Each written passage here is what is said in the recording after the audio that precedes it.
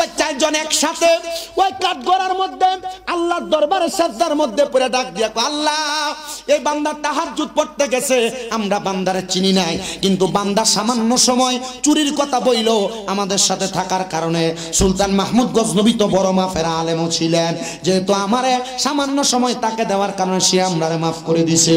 আল্লাহ আমরা ভুল করতেছি, আমরা এখনো বুঝতেছি না এত অন্যায় করলাম, আমরা যদি তোমারে এর চাইতে বেশি সময় দেই আল্লাহ তুমি আমারে কত দয়া করবা, তুমি আমারে কত মায়া করবা। আমার আল্লাহ তাআলার পক্ষ থেকে একটা গায়েবী ভাবে আওয়াজ আসছে, তোমরা চারজন যদি একসাথে এই জায়গায় তওবা করে এখন থেকে চুরি করবা না বলে ওয়াদা করো, তাহলে আমার আল্লাহ তাআলা তোমাদেরকেও মাফ করে দিবে। তারা চারজন বলে, আমরা বাদশার হাতে হাত নাইকা বলেছি আমরা আর কোনোদিন চুরি করব না, এখন থেকে আমরা আল্লাহ তাআলার ইবাদতে মশগুল থাকবো। এই চারজন চোর ব্যক্তি পরবর্তীতে আল্লাহর কাছে তওবা করে এক একজন কুতুবে রাব্বানিতে পরিণত হয়ে গেছে।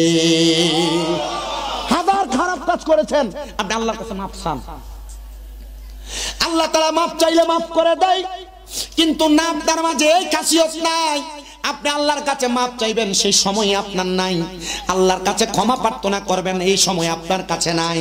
মুসলমান আপনাদের কাছে একবারে আবদার, সাংসারিক জীবন বলেন, সামাজিক জীবন বলেন, অথবা আপনার যে কোনো দুনিয়ার জীবনের সময়গুলা বলেন, প্রত্যেকটা সময় আপনি আমার আল্লাহ তাআলার কাছে ক্ষমা প্রার্থনা করে করে সময়গুলা কাটাবেন, দেখবেন আমার আল্লাহ তাআলা আপনাকে দুনিয়া এবং আখিরাত দুইটাই সফলতা দান করবে। হুজুর সফলতার আর কয়েকটা দ্বারপ্রান্ত জানতে চায়, আমার নবী বলে সফলতার দ্বারপ্রান্তের মধ্যে একটা সফলতা তোমরা মুমিন হয়ে মারা যাও। নবী গো কেন? বলে মুমিন যখন মারা যায়, মুমিন মারা যাওয়ার সময় মরণের কষ্ট তার হয় না, কিন্তু দেখবেন আপনাদের এলাকার কত মানুষ মারা যায়, মারা যাওয়ার সময় বিছানায় প্রস্রাব পায়খানা করে দেয়, কত মানুষ মারা যায়, মারা যাওয়ার সময় দাঁত জিহ্বায় কামড় দিয়ে মারা যায়, কত মানুষ মারা যায়, মারা যাওয়ার সময় নাকে মুখে দিয়ে রক্ত বের হয়ে মারা যায়, কত মানুষ মারা যায় চোখগুলা উল্টে যায় মারা যায়। একবারও তো মসজিদের হুজুরকে জিজ্ঞাসা করলেন না, হুজুর বলেন না মানুষ কেন এত কষ্ট পায় মারা যায়?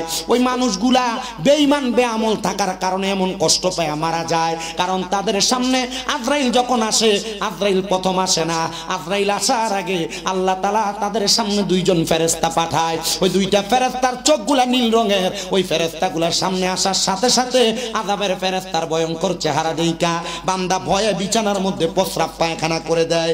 চিন্তা করে দেখেন বাবা, আপনি যদি মারা যাওয়ার সময় বিছানাতে প্রস্রাব পায়খানা করে দেন, তাহলে মানুষ বলবে মনে হয় দুই ফেরেশতার মারাত্মক চেহারা দেইখা ভয় পাইছে। ও বন্ধু, এরপরে আপনার সামনে আজরাইল আলাইহিস সালাতু ওয়াস সালাম আসবে, আজরাইল এসে আপনার রূহ কবজ করার জন্য যখন হাত বাড়াবে, এমন টাইমে আপনি আজরাইলকে বলতে চাইবেন আমার রূহ ইবাদত হয় নাই, আমার মরণের প্রস্তুতি হয় নাই, যেহেতু কবরবাসীর মাগফিরাত কামনায় আজকের মাহফিলটা এই হকটা আদায় করার দরকার। আপনি আজরাইলের সঙ্গে কথা বলার চেষ্টা করবেন, তখন আজরাইলের সঙ্গে কথা বলতে পারবেন না, আপনার হায়াত শেষ হয়ে যাবে। এই জন্য আপনার এই জিহ্বাটা দুই চোয়ালের মাঝখানে কামড় পড়ে যাবে। ও মুসলমান, ও নবীর উম্মতের দলেরা, এবার আপনি চোখের ইশারা দিয়ে আজরাইলকে বোঝানোর চেষ্টা করবেন, আপনার চোখগুলা আজরাইলের দিকে তাকাইতে তাকাইতে আপনার চোখগুলা উল্টে যাবে।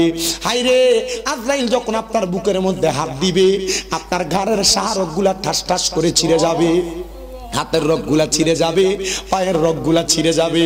আজরাইল রূহ কবজ যখন করবে, ইদ্রিস আলাইহিস সালাতু ওয়াস সালাম বলে একটা জীবিত ছাগল বকরিকে জীবিত অবস্থায় লটকায়া চামড়াটা টাইনা টাইনা ছিঁড়া ফেললে ওই বকরির যত কষ্ট হয়, একটা বেঈমান বেআমল বান্দার রূহ কবজ করার সময় বান্দার কাছে এত কষ্ট হয়।